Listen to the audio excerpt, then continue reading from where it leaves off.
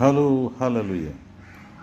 ദിവ്യകാരുണ്യം അയോഗ്യതയോടെ സ്വീകരിക്കരുത് എന്ന് നമുക്കറിയാം. അയോഗ്യത എന്ന് പറയുമ്പോൾ പലപ്പോഴും നമ്മൾ വിശുദ്ധിക്കുറവിനെക്കുറിച്ചാണ് ചിന്തിക്കുന്നത്. പക്ഷെ അത് മാത്രമല്ല, വളരെ പ്രധാനപ്പെട്ട മറ്റൊരു കാര്യമുണ്ട്.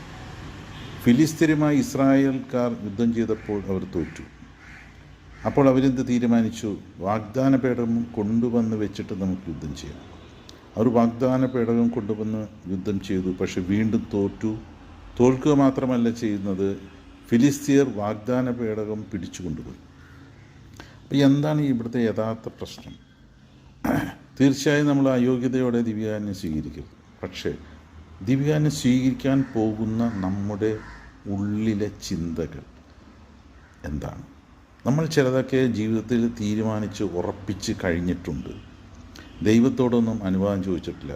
ദൈവം ആഗ്രഹിക്കുന്നതാണോ എന്ന് നമ്മൾ ചോദിച്ചിട്ടില്ല. അതിനെക്കുറിച്ച് ഒന്നും നമ്മൾ ചിന്തിച്ചിട്ടില്ല. പക്ഷെ നമ്മൾ തീരുമാനിച്ചുറപ്പിച്ചു. ഈ തീരുമാനിച്ചുറപ്പിച്ച പല കാര്യങ്ങളും ദൈവഹിതപ്രകാരമല്ല. അങ്ങനെയുള്ള ഒരു അവസ്ഥയിലാണ് നമ്മൾ ദിവ്യകാരുണ്യം സ്വീകരിക്കാൻ പോകുന്നത്. ഈ ഒരു മേഖലയെക്കുറിച്ച് നമുക്ക് ആർക്കും അറിയില്ല.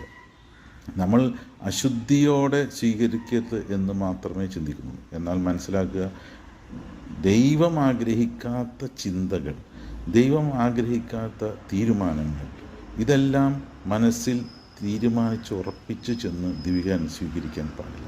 പൂർണ്ണമായിട്ടും ദൈവത്തിന് സമർപ്പിച്ചുകൊണ്ട്, ദൈവമേ അങ്ങയുടെ ഹിതമനുസരിച്ച് ഞാൻ തീരുമാനങ്ങൾ എടുക്കും, എൻ്റെ ജീവിതത്തിൽ അങ്ങയുടെ ഹിതമനുസരിച്ച് ഞാൻ ജീവിക്കുമെന്ന് ഉറപ്പിച്ചതിന് ശേഷം ദിവ്യകാരുണ്യം സ്വീകരിക്കുക.